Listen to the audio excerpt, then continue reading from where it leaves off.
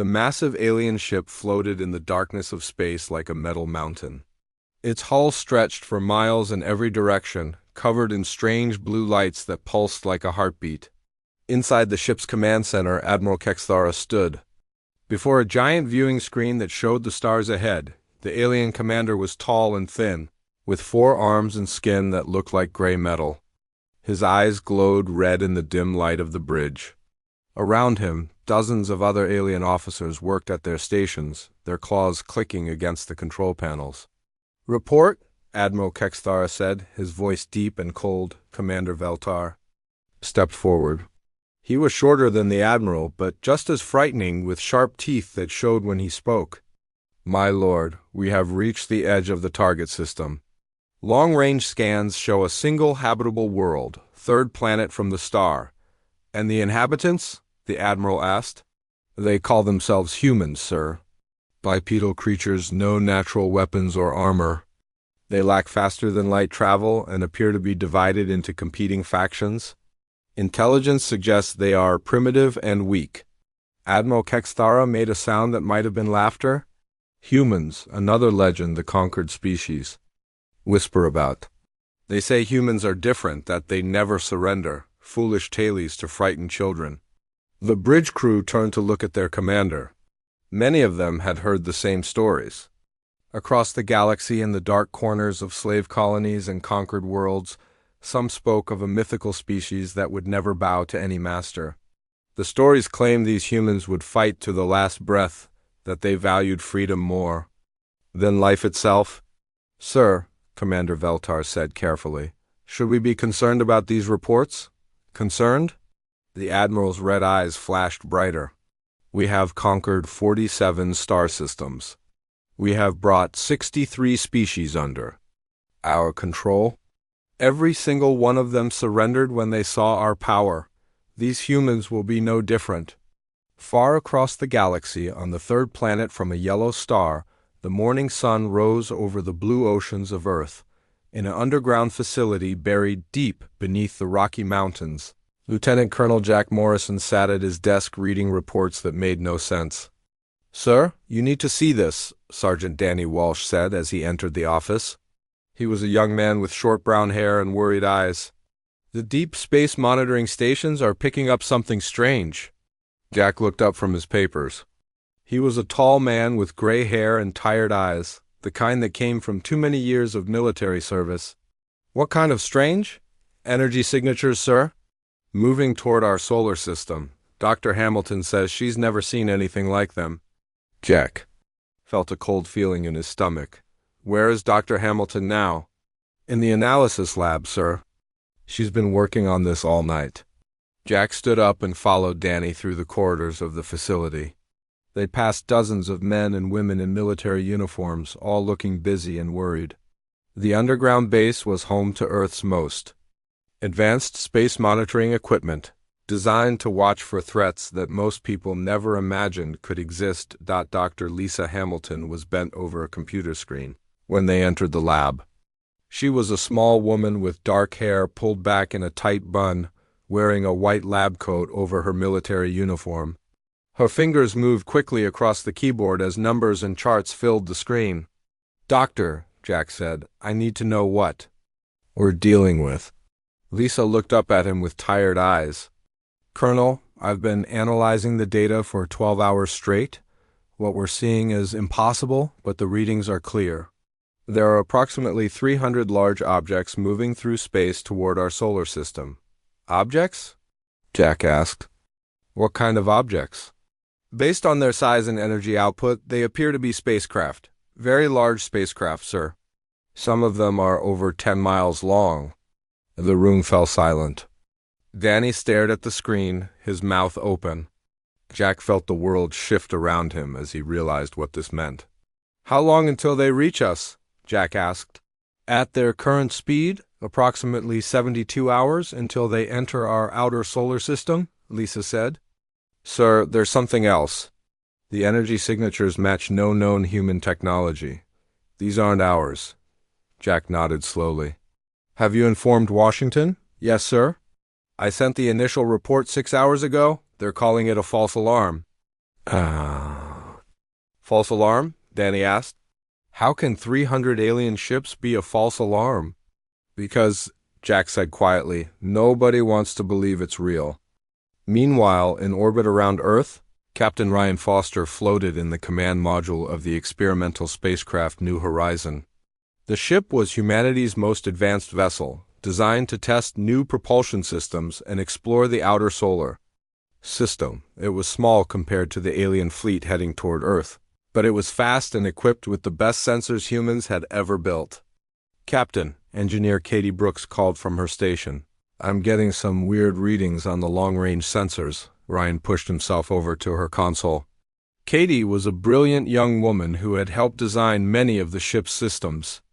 Her blonde hair floated around her face in the zero gravity as she pointed at the screen. Look at this, she said. There's something big out there, just past Neptune. The computer says it's moving, but it's too far away to get a clear reading. Communications. Officer Steve Carter looked up from his station. He was a quiet man with steady hands and sharp eyes. Captain, I'm picking up some kind of transmission. It's very faint, but it's definitely not from Earth. Ryan felt his heart start to beat faster.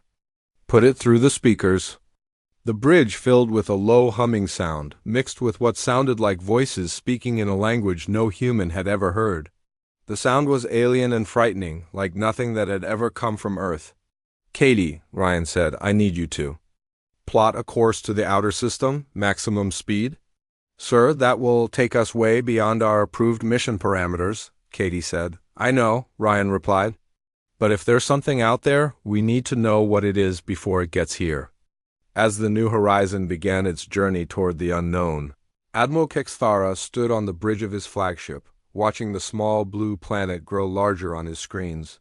He had conquered dozens of worlds just like this one. The pattern was always the same: arrive with overwhelming force, demand surrender, and wait for the inevitable submission. Begin the standard approach, he ordered. Have the communications array ready to broadcast our surrender demand in all known languages? Yes, sir, Commander Veltar replied. Sir, should we prepare for resistance? Admiral Kexthara made that sound like laughter again. From humans? Commander, legends are just stories told by the weak to comfort themselves in the darkness. Soon these humans will learn that reality is far harsher than any legend. The great alien fleet moved forward through space, carrying with it the combined might of the galactic hegemony. Behind them lay the ashes of civilizations that had dared to resist. Ahead lay a small blue world whose inhabitants had no idea that their greatest test was about to begin. But in the depths of space, in underground bunkers, and in the hearts of ordinary people who had never imagined they would face such a challenge, something was stirring. Something that would soon prove that sometimes legends are more real than the forces that try to destroy them. The alien fleet slowed as it entered Earth's outer solar system. Admiral Kexthara stood on his bridge, watching the small blue world on his main screen. The planet looked peaceful and defenseless, just like all the others he had conquered over the centuries. Sir, Commander Veltar reported, we are now in position. All ships are ready to begin the standard surrender protocol. Excellent, the Admiral replied. Open a channel to the planet. Broadcast on all frequencies. The bridge crew worked quickly at their stations. Within moments, every radio, television, and communication device on Earth received the same message. The alien voice was translated into dozens of human languages, but the meaning was clear and terrifying. People of Earth, the voice began, cold and mechanical, you are now under the authority of the galactic hegemony. Your species has been selected for integration into our empire. You have one planetary rotation to surrender unconditionally. Any resistance will result in the complete destruction of your world. This is your only warning. In the White House, President Helen Davis sat at the head of a long table filled with her most trusted advisors. The woman who had spent her career dealing with international politics now faced a crisis beyond anything in human history. How many ships are we talking about? She asked. General Paul Bennett, a large man with gray hair and steady eyes, looked at the reports in front of him. Satellite imagery shows approximately 300 vessels, Madam President. Some of them are larger than our biggest cities. And our defenses? President Davis asked. Admiral Susan Wright, the head of naval operations, shook her head. Madame President, we have nothing that can reach them. Our most advanced missiles might be able to hit their outer ships, but we have no idea what kind of defenses they have. The room fell silent. Everyone understood what this meant. Earth's military had been designed to fight other humans, not alien invaders with technology centuries ahead of their own. What about negotiation? President Davis asked. Maybe we can find some middle ground. I don't think they're interested. In negotiation, said Secretary of Defense Tom Bradley. This sounds like a surrender demand, nothing more. Meanwhile, in the underground facility beneath the Rocky Mountains, Colonel Jack Morrison was coordinating with military leaders around the world. His screen showed video calls from commanders in Russia, China, Europe, and every other major power on Earth. Gentlemen, Jack said, we all heard the same message. What are your governments planning to do?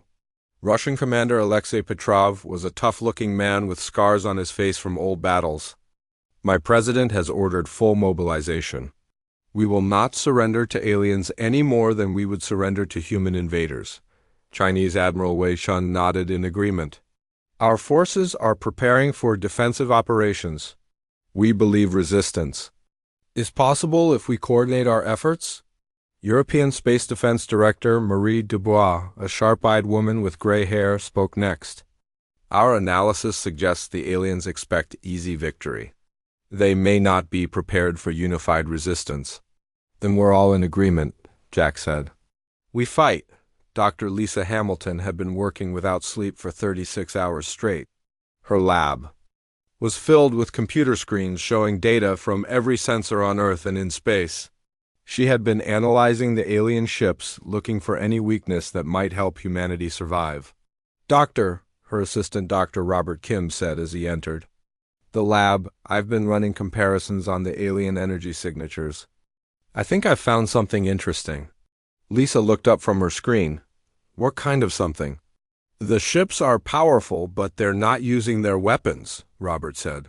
Look at these readings. They have enough firepower to destroy our planet. From where they are, but they're not charging their weapon systems. Maybe they don't want to destroy the planet, Lisa said. Maybe they want to capture it intact. That's what I'm thinking, Robert replied. But there's something else. The energy pattern suggests these ships are designed for intimidation and occupation, not actual warfare. Lisa felt a spark of hope. You mean they might not be as ready for a real fight as they appear? It's possible, Robert said. If they've been conquering worlds through fear and overwhelming display of force, they might not have faced serious resistance in a long time. In space, Captain Ryan Foster and his crew aboard the New Horizon had reached the edge of the alien fleet. The small human ship was invisible to the aliens, hidden among the asteroids of the outer solar system. My God, Engineer Katie Brooks whispered as she stared at the alien vessels. They're enormous. Communications Officer Steve Carter was recording everything they saw. Captain, we're getting a clear view of their formation. It looks like they're arranged for maximum psychological impact, not tactical advantage. Ryan studied the alien ships through his binoculars. They're showing off, he said. This is a parade formation, not a battle formation. Sir, Katie said, I'm detecting something. Else, some of these ships have minimal crew. The energy signatures suggest they're mostly automated or running on skeleton crews. How can you tell? Ryan asked. Life support systems, Katie replied. If these ships were fully manned, they would need much more power for air, heat, and food production. Most of these vessels are running at about 20% of their life support capacity. Steve looked up from his station. Captain, I'm picking up communications between the alien ships. They're not using military encryption. It's like they don't expect anyone to be listening. Can you understand what they're saying? Ryan asked. Some of it, Steve replied. They're talking about how easy this conquest will be. They keep mentioning other species that surrendered immediately. It sounds like they've never faced real resistance before. Back on Earth, President Davis was addressing the nation from the Oval Office. Her speech was being broadcast to every human being on the planet, and she knew it might be one of the last messages they ever heard as a free species. My fellow Americans and citizens of Earth, she began, we face a challenge unlike any in human history. We have been threatened by forces from beyond our world, forces that demand our surrender and our freedom. She paused, looking directly into the camera. But we are not a species that surrenders. We are not a people who bow to tyrants, whether they come from across the ocean or across the galaxy. We have faced extinction before, and we have always found a way to survive. Around the world, people gathered around televisions, radios, and computers. In New York, factory worker Mike Thompson stood with his coworkers, listening to every word. In London, teacher Rachel Torres held her students close as they heard their future being decided. Every nation on Earth has agreed to stand together. President Davis continued, we will not surrender. We will not submit. We will fight for our freedom, for our children, and for the right to determine our own destiny. The alien response came within hours. Admiral Kekstara appeared on every screen on Earth, his red eyes burning with anger. Foolish humans, he said, you choose death over wisdom. So be it. The first alien ships began descending toward Earth's atmosphere. They came slowly, confidently, expecting to find a broken and terrified population ready to surrender. Instead, they found something that no species in the galaxy had shown them in over 1,000 years of conquest. They found defiance, military. Bases around the world came alive with activity. Soldiers who had never imagined fighting aliens prepared their weapons and took their positions. Civilians who had lived their entire lives in peace suddenly found themselves facing a war for the survival of their species. Colonel Morrison coordinated the global defense from his underground command center. All units, this is command. The aliens are beginning their descent. Remember, they expect us to break at the first sign of their power. Show them what humans are really made of. Admiral Kekstara watched the planet below him with growing irritation. By now, every other species had been begging for mercy. The humans remained silent, their military forces taking defensive positions instead of laying down their weapons. Sir, Commander Veltar said nervously, the humans are not responding as expected. They appear to be preparing for battle. Impossible, the Admiral replied. No species has ever resisted after seeing our fleet. They will break when they see our ground forces. But deep in his mind, Admiral Kekstara felt something he had not experienced in centuries. A tiny seed of doubt began to grow as he remembered the old stories, the legends that conquered species whispered about in the darkness. Maybe, just maybe, humans were different after all. The first alien landing craft touched down in Central Park at dawn. The massive ship was the size of a football stadium, its hull gleaming silver in the early morning light. Steam rose from the grass where the ship's engines had scorched the earth. Colonel Jack Morrison crouched behind a concrete barrier 3 blocks away, watching through binoculars as the alien ship's loading ramp lowered. He had never imagined he would be fighting aliens in the middle of New York City, but here he was with 200 soldiers, ready to make their stand. Remember, he whispered into his radio, we don't know what their weapons can do. Stay in. Cover and wait for my signal. The first alien soldiers emerged from the ship. They were tall and thin, wearing silver armor that covered their entire bodies. Each one carried a weapon that looked like a crystal attached to a metal tube. They moved with confidence as if they expected no resistance at all. Humans of this city, one of the aliens announced through a speaker system, you will come forward and surrender. Any who resist will be eliminated. Jack looked at his men. They were scared, but they were ready. These were soldiers who had fought in wars around the world, but nothing had prepared them for this moment. Now, Jack said quietly into his radio, the battle began with a sound like thunder. Human rifles opened fire from dozens of positions around the park. The aliens were caught completely off guard. They had expected terrified civilians. Not coordinated military resistance. Several alien soldiers fell in the first few seconds. Their armor was strong, but not perfect. Human bullets could penetrate it with enough force. The aliens scattered, seeking cover behind trees and benches. "They're not invincible," Jack shouted to his men. "Keep firing." The alien weapons fired back with beams of bright blue light. Where the beams hit, concrete exploded and metal melted. But the aliens were panicking, firing wildly instead of aiming carefully. Sergeant Danny Walsh led a squad of soldiers around the left side of the park. He was young, but he had grown up hunting in the mountains of Montana. He knew how to move without being seen and how to make every shot count. "Sir," he radioed to Jack, "I can see their weak spots. The armor has joints at the neck and arms. If we can hit those spots, we can bring them down." "Good work, Danny," Jack replied. "Pass that information to all units." Meanwhile, across the ocean in London, Captain Emma Clark was facing her own. Alien landing? The ship had touched down in Hyde Park, and alien soldiers were spreading out across the city. But Emma had spent years fighting in urban warfare, and she knew how to turn a city into a fortress. "All units, this is Clark," she said into her radio. "Use the sewers and underground tunnels. Hit them and move. Don't let them pin you down."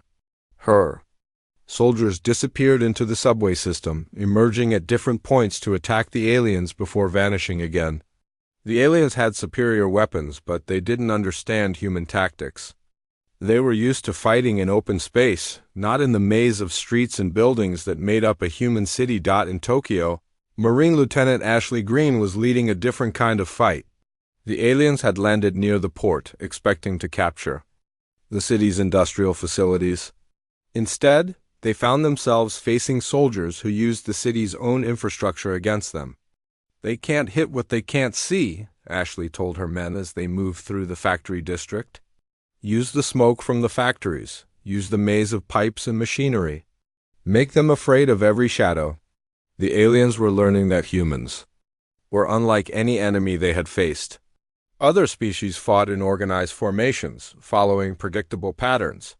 Humans seemed to appear from nowhere, strike hard, and disappear before the aliens could respond. Dr. Lisa Hamilton had been analyzing the alien technology from her underground lab. The first captured alien weapons had been brought to her within hours of the initial battles. "This is incredible," she told her assistant Dr. Robert Kim. "Their weapons are powerful, but they're not infinitely superior to ours. Look at this power. It's advanced, but it uses principles we understand." "Can we duplicate it?" Robert asked. "Maybe," Lisa replied. "But there's something else. These weapons are designed for intimidation, not warfare. They're meant to terrify enemies into surrender, not to fight prolonged battles." She pointed to the weapon's internal structure. "See this? The power system is not efficient. These weapons overheat quickly and need time to recharge. If we can force them into extended firefights, we might be able to exhaust their energy supplies. How do we tell the field commanders about this?" Robert asked. "I'm sending the data to all military units now," Lisa said. "If we can keep them fighting longer than they expect, we might have a chance." Back in space, Captain Ryan Foster was watching the alien fleet from his hidden position. The New Horizon had been observing the alien communications, and what they heard was troubling the alien commanders. "Katie," Ryan said to his engineer, "are you getting these transmissions?" Engineer Katie Brooks looked up from her station, her face pale. "Yes, sir. The alien ground forces are requesting immediate support. They're taking casualties they didn't expect." Communications Officer Steve Carter was monitoring multiple alien channels at once. "Captain, I'm hearing panic in their voices. They keep asking for reinforcements and better weapons. It sounds like they're not prepared for this kind of resistance." "What about their fleet?" Ryan asked. "That's the strange part," Steve replied. "The fleet commanders are arguing among themselves. Some want to use their big weapons to destroy the cities, but others are saying they need the planet intact." Ryan felt a spark of hope. They're not unified. If they were really as powerful as they want us to believe, they would have already destroyed our cities. On the alien flagship, Admiral Kexthara was indeed facing a crisis he had never experienced. The bridge was filled with reports from ground commanders, all asking for help and reinforcements. "Sir," Commander Veltar said nervously, "the humans are not behaving as predicted. They are causing significant casualties among our forces." "Impossible," the Admiral replied, but his red eyes showed uncertainty. "No species has ever resisted our ground forces. Sir, perhaps we should use orbital bombardment to eliminate their military resistance," suggested another officer. "No," Admiral Kexthara said firmly. "We need this planet and its population intact. Continue the ground assault, but send more troops." But even as he gave the order, the Admiral felt something he had not experienced in centuries of conquest. Fear. The humans were not breaking. They were not surrendering. They were fighting with a determination that made no logical sense. In the ruins of Central Park, Colonel Jack Morrison and his men were still holding their positions. They had lost soldiers, but they had also killed dozens of aliens. The silver-armored invaders were no longer advancing with confidence. "Sir," Danny Walsh reported, "the aliens are pulling back. They're regrouping near their ship." Jack looked around at his remaining men. They were tired, dirty, and scared, but they were still fighting. "Good, let them regroup. We've shown them that humans don't surrender easily." Factory worker Mike Thompson had joined the resistance in New York. He wasn't a soldier, but he knew how to build things and how to fix them. He had been working with other civilians to create weapons and barriers from whatever they could find. "We can't match their technology," he told the group of volunteers around him, "but we can make them work harder than they want to. Every bullet we make, every barrier we build, every trap we set makes them pay a higher price." Teacher Rachel Torres had organized the evacuation of children from London, but she had also helped coordinate supply lines for the resistance fighters. She understood that this war would be won not just by soldiers, but by ordinary people who refused to give up. As the first day of the invasion ended, both sides were learning hard lessons. The aliens were discovering that humans were not like other species they had conquered. Humans seemed to become more determined when faced with extinction, not less, and humans were learning that aliens, for all their advanced technology, were not gods. They could be hurt, they could be confused, and they could be defeated. The war was just beginning. But already the legend of human resistance was becoming reality. Across the galaxy, other conquered species were hearing whispers of a world that had said no to the galactic hegemony and was making that refusal stick. Admiral Kexthara stood alone on his bridge, staring at the planet below. For the first time in his long career, he began to wonder if the old legends about humans might be true after all. The second week of the invasion brought changes that neither side had expected. In her underground laboratory, Dr. Lisa Hamilton stared at the breakthrough that could change everything. Her team had been working around the clock, and finally, they had cracked the secret of alien technology. "Robert, look at this," she called to her assistant, Dr. Robert Kim. "The alien weapons don't just use energy, they use a specific frequency of energy. If we can disrupt that frequency, we can make their weapons useless." Robert studied the data on the screen. "How do we disrupt it?" "We build jammers," Lisa replied. "Simple radio transmitters tuned to interfere with their weapon systems. We can't match their technology, but we can make it stop working." Meanwhile, in the factories of Detroit, Mike Thompson was leading a group of workers in the biggest manufacturing effort in human history. They had converted every factory, every workshop, every garage into a weapons production facility. "We need 10,000 of these jammers in the next 3 days, Mike told his team. "I know it seems impossible, but we've done impossible things before." The workers around him nodded. They were tired, but they knew what was at stake. Mary Johnson, who had spent her life making car parts, was now building devices that could save humanity. Bill Davis, a retired mechanic, was teaching teenagers how to assemble complex electronics. "My grandfather fought in World War II," Mary said as she worked. "He told me that Americans could build anything when they had to. I guess it's our turn to prove him right." The resistance was growing stronger every day. In Chicago, Police Captain Amy Chun had organized civilian volunteers into an effective fighting force. They knew the city better than any alien ever could, and they used that knowledge to strike where the enemy was weakest. The aliens control the big streets, Amy explained to her volunteers, but they don't understand the alleys, the rooftops, the subway tunnels. We use what they don't know against them. Teacher Rachel Torres had become one of the most important people in London's resistance. She had organized a network of safe houses, supply lines, and communication systems that kept the human fighters connected and supplied. "Children," she told a group of teenagers who were helping her, "your parents are fighting for your future. We're fighting to make sure you have a world to grow up in. Every message you carry, every supply run you make, helps save your own tomorrow." The aliens were learning that humans were not just stubborn, they were creative in ways that made no sense to alien logic. Pilot Sarah Kennedy had taken her damaged fighter plane and turned it into a flying bomb, crashing it into an alien command post and destroying their local communication center before she died. Sarah had radioed to her squadron. "Tell them, Sarah. Kennedy from Texas says hello."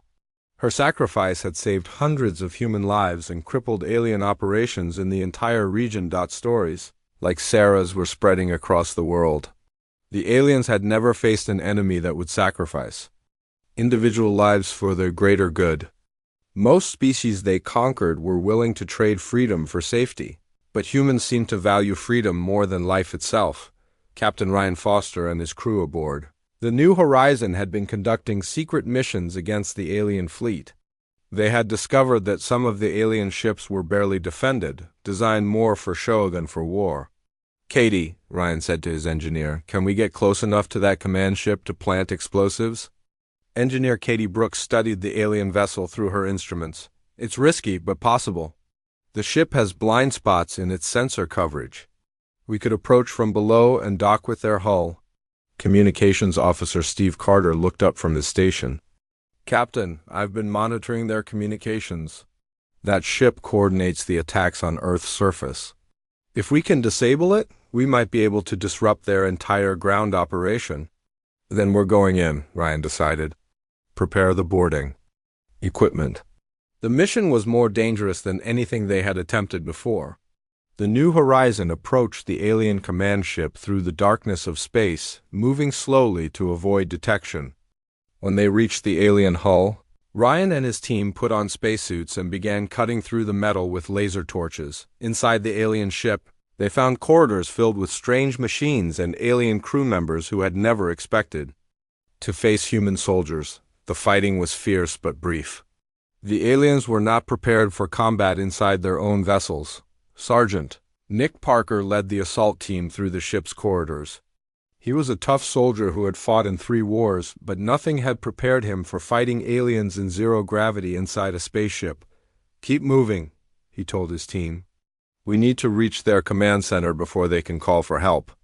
Technician Amy Chun worked frantically to download information from the alien computers. She was a computer expert who had learned to read alien data systems through trial and error. "I'm getting something," she called to Ryan. "Captain, this is incredible. The alien empire is not as strong as they pretend." "Look at these files." Ryan studied the data on Amy's screen. "What am I looking at?"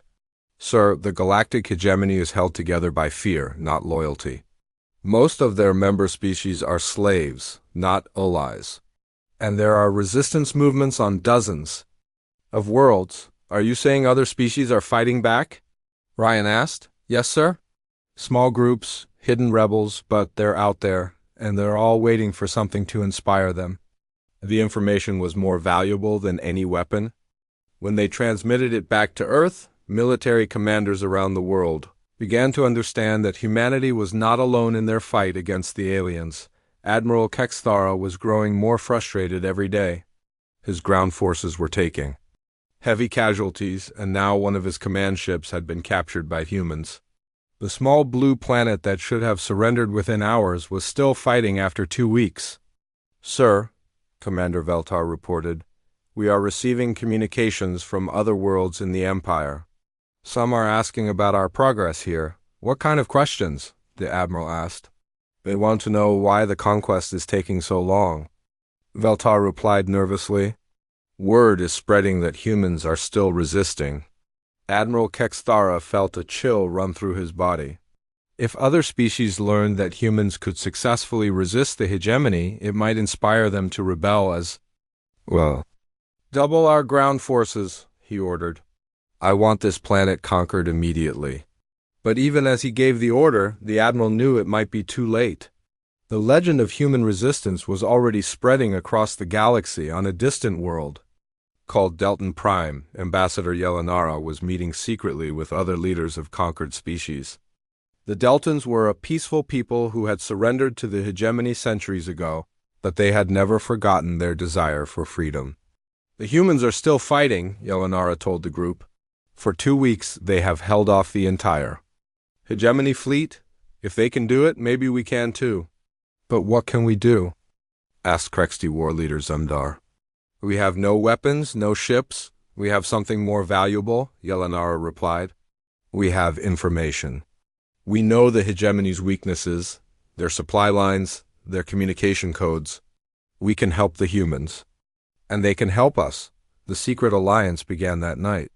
Across the galaxy, conquered species started sending coded messages to Earth, providing intelligence about alien weaknesses and tactical information that human commanders could use. Doctor Lisa Hamilton was amazed when she started receiving the alien intelligence. They're helping us, she told Colonel Jack Morrison. Other species are sending us information about alien technology and tactics. Why would they do that? Jack asked. Because we're doing something they never thought was possible, Lisa replied. We're proving that the hegemony can be defeated. The war was entering a new phase. What had started as a simple conquest was becoming a galactic revolution. The aliens had expected to crush another weak species, but instead they had awakened something that would threaten their entire empire. In the ruins of cities around Earth, human fighters were learning to use the new weapons and tactics that their scientists and allies had provided. The alien jamming devices were working, leaving many alien soldiers with useless weapons. Colonel Morrison stood in what had been Times Square, now a battlefield filled with the wreckage of alien and human vehicles. His soldiers were preparing for the next attack, but they were no longer afraid. Men, he said to his troops, we've shown them that humans don't surrender. Now we're going to show them that humans don't lose. The battle for Earth was far from over, but the legend of human resistance was becoming something more than a legend. It was becoming a reality that would change the galaxy forever. The final battle began at dawn on the 30th day of the invasion. Captain Ryan Foster stood on the bridge of the New Horizon, now equipped with weapons built from captured alien technology. Around him, a fleet of human ships prepared for the most desperate mission in their species' history. All ships report ready, Communications Officer Steve Carter announced. The jamming devices are in position around the alien flagship. Engineer Katie Brooks checked her instruments one final time. Captain, the alien command ship is exactly where our intelligence said it would be. If we can disable their central command, their entire fleet will lose coordination. Ryan looked at the massive alien vessel ahead of them. It was 10 times larger than any human ship, but they had learned that size was not everything. All units, this is Foster. Remember, we're not just fighting for Earth, we're fighting for every species that ever dreamed of freedom.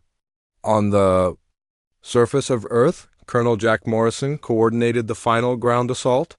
His forces had been joined by volunteers from every nation, every background, every walk of life. Factory workers fought alongside soldiers, teachers stood with police officers, and students carried weapons beside their grandparents. This is it, Jack announced over the radio. The aliens have concentrated their remaining forces around their landing sites. If we can destroy their ground bases while the space battle is happening, we can cut off their retreat. In London, Captain Emma Clark led her urban warfare specialists through the subway tunnels toward the alien command post. They had been fighting in the shadows for a month, and now they were ready to strike at the heart of the alien occupation. Remember, Emma told her team, the aliens still think we're just a primitive species. They're about to learn what humans can really do when we fight for our homes. Dr. Lisa Hamilton watched the battle unfold from her underground laboratory. Her screen showed the positions of every human and alien force on the planet. The weapons and jamming devices her team had created were about to face their ultimate test. "Robert," she said to her assistant, Dr. Robert Kim, "are the orbital jammers ready?" "Yes, Doctor. When Captain Foster gives the signal, we can disable every alien weapon system in the solar system for exactly 10 minutes. 10 minutes, Lisa repeated. That's all we need. The space battle began when the New Horizon and its escort ships opened fire on the alien flagship. The human weapons were smaller than the alien ones, but they were aimed with precision and fury that the aliens had never encountered. Admiral Kexthara felt his ship shake under the human attack. "How are they penetrating our shields?" he demanded. "Sir," Commander Veltar reported, "they're using our own technology against us. The weapons are modified versions of our own systems." "Impossible," the Admiral replied, but even as he spoke, he knew it was true. The humans had not just learned to fight. They had learned to adapt and improve. Pilot Danny Walsh led a squadron of fighters converted from civilian aircraft. They were outnumbered 100 to 1, but they fought with the desperate courage of people defending their only home. "This is for Sarah Kennedy," Danny radioed as he dove his fighter toward an alien battleship, "and for everyone who died believing humans were worth saving." His fighter crashed into the alien ship's engine section, causing a chain reaction that destroyed 3 more vessels. Other human pilots followed his example, using their ships as weapons when their ammunition ran out. On the ground, the coordinated assault began simultaneously around the world. In New York, Mike Thompson led a group of factory workers in an attack on the alien supply depot. They had built their own weapons from scrap metal and determination. "We built the machines that made this country great," Mike shouted as they charged. "Now we're going to build the victory that saves our world." Teacher Rachel Torres had organized the civilian population of London into a support network that kept the fighters supplied and informed. As the battle raged, she coordinated evacuation routes and medical care for the wounded. "Every child we save," she told her volunteers, "every life we protect, is a victory against those who would enslave." U.S. The turning point came when Dr. Hamilton activated the orbital jammers. Across the planet and throughout the solar system, alien weapons simply stopped working. For 10 precious minutes, the technological advantage that the hegemony had relied on for centuries was gone. Human forces attacked with everything they had. Without their energy weapons, the aliens discovered that their armor and training were no match for human determination and ingenuity. Captain Ryan Foster used those 10 minutes to board the alien flagship with a team of volunteers. They fought their way through corridors filled with confused and frightened alien soldiers who had never experienced combat without their superior weapons. Admiral Kexthara met them in the ship's command center. The alien leader was tall and imposing, but his red eyes showed fear for the first time in his long life. "You cannot win," he told Ryan. "Even if you destroy this fleet, the hegemony has 1,000 more." "Maybe," Ryan replied, "but those fleets will face humans who know they can win. And they'll face every species in the galaxy that has been waiting for someone to show them how to fight." The battle lasted for hours, but when it ended, the alien fleet was broken. Some ships fled into deep space, others surrendered, and many were destroyed by the combined human and allied forces. Admiral Kexthara stood as a prisoner aboard his own flagship. Around him, the bridge was filled with human soldiers and representatives of a dozen alien species who had joined the rebellion. "You have doomed the galaxy to chaos," the Admiral said to Ryan. "No," Ryan replied, "we've given it hope." The aftermath of the battle saw changes that rippled across the galaxy. The galactic hegemony began to collapse as species after species declared independence. The humans who had been dismissed as legends became the leaders of a new galactic alliance based on freedom rather than fear. Ambassador Yelanara of the Deltans was among the first to arrive at Earth. "We came to thank you," she told President Helen Davis. "You showed us that even the mightiest tyrant can be defeated if free people stand together." Dr. Lisa Hamilton established the first interstellar technology sharing program, helping liberated species develop their own defenses against any future tyranny. Her underground laboratory became the center of a new kind of science, one dedicated to protecting freedom rather than creating weapons of conquest. Colonel Jack Morrison was promoted to general and placed in charge of the new Galactic Defense Force. His first mission was to help other species establish their own free governments and defensive capabilities. "We didn't fight this war to become conquerors," he told his officers. "We fought it to make sure no one could ever be conquered again." The story of the human resistance spread throughout the galaxy, told in 1,000 different languages to children of 100 different species. But the most important audience was the former slaves and subjects of the hegemony, who learned that legends could become reality when ordinary people chose to fight for their freedom. Captain Ryan Foster, now Admiral Foster, stood on the bridge of the New Horizon as it patrolled the space lanes between Earth and the liberated worlds. His ship was no longer alone but accompanied by vessels from dozens of species, all flying together as equals. "Sir," Communications Officer Steve Carter reported, "we're receiving a transmission from the Andorian Republic. They're requesting assistance in establishing their new government." "Set course for their system," Ryan replied. "It's time to keep our promise." The legend of humanity had become something greater than anyone could have imagined. It had become the foundation of a new galactic civilization, where freedom was not just a dream, but a reality worth fighting for. In the years that followed, children across the galaxy would learn about the day when humans proved that no matter how powerful a tyrant might seem, they could never truly conquer the human spirit. And in doing so, they had shown every species in the galaxy that they too possessed that same unconquerable spirit.